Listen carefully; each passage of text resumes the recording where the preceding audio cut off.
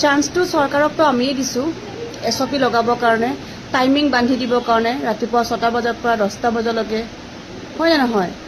এতিয়া ইমান উৎপাত কৰি কিনে কি হ'ব? মই ডেকা চামসকলক কৈছোঁ দেই, তোমালোকে মদটো ত্যাগ কৰিব নোৱাৰানে?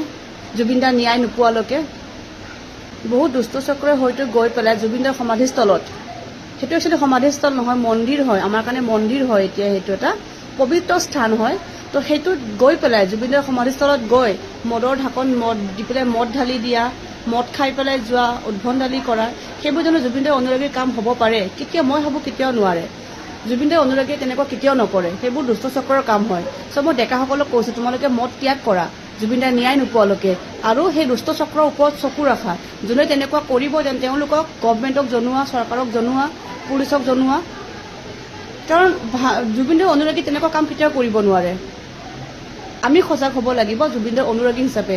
আমাৰ দায়িত্ব যে দুষ্ট চক্ৰ যাতে গৈ পেলাই জুবিনদাৰ সমাধিস্থলত, মন্দিৰত গৈ পেলাই একো উদ্ভণ্ডালি কৰিব নোৱাৰে, আমি যাতে সেইকণ চান্স চৰকাৰক নিদিওঁ। গতিকে সকলো সজাগ হওক।